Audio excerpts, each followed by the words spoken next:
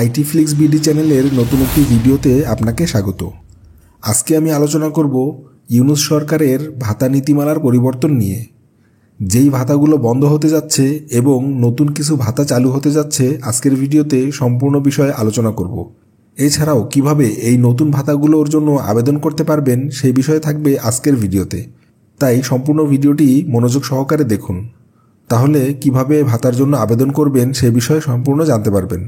শুরুতেই দেখে নিই বর্তমানে যেই ভাতাগুলো বন্ধ হতে যাচ্ছে তার লিস্ট।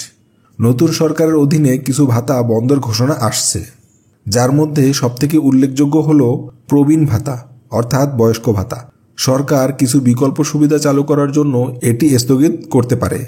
2 নম্বরে বিধবা ও স্বামী পরিত্যক্তা ভাতা। বলা হচ্ছে সমাজ কল্যাণের নতুন পদ্ধতির কারণে এই ভাতাটি পুনর্গঠন করা হবে। এই সব ভাতা বন্ধের মূল কারণ হলো বাজেট সংরক্ষণ ও আরও কার্যকর সামাজিক সহায়তা তৈরি করা। তাহলে চলুন আমরা এখন দেখে নেই নতুন যে সকল ভাতা চালু হতে যাচ্ছে।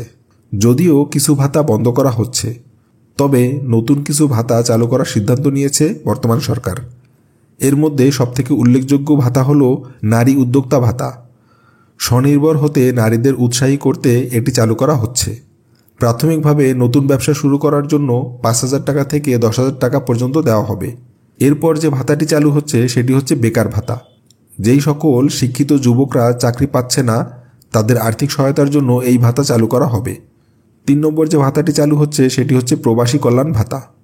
যারা বিদেশ থেকে দেশে ফিরে এসেছেন এবং পুনর্বাসনের প্রয়োজন, তাদের সহায়তা করতে এই ভাতা চালু করা হয়েছে।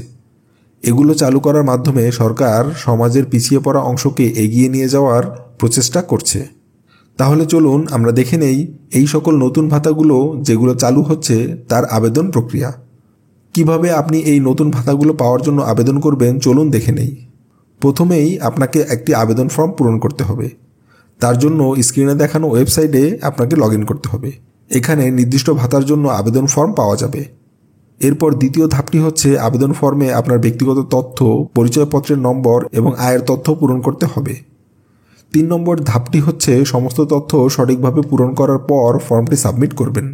যদি অনলাইনে জমা না হয় তবে সংশ্লিষ্ট অফিসে জমা দিন। আবেদনের পর যাচাই প্রক্রিয়া শেষ হতে প্রায় 1 মাস সময় লাগতে পারে। আবেদন অনুমোদন হলে মোবাইল বা ইমেলে আপনাকে জানিয়ে দেওয়া হবে।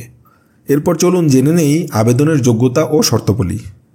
প্রত্যেক ভাতার জন্য কিছু শর্ত প্রযোজ্য। উদাহরণস্বরূপ নারী উদ্যোক্তার ভাতার জন্য 18 বছর বা তার বেশি বয়সী হতে হবে এবং নিজের নামে নিবন্ধিত একটা ব্যবসা থাকতে হবে। বেকার ভাতার জন্য আবেদনকারীকে সর্বনিম্ন শিক্ষাগত যোগ্যতা স্নাতক হতে হবে এবং সরকারি চাকরির জন্য নিবন্ধিত হতে হবে।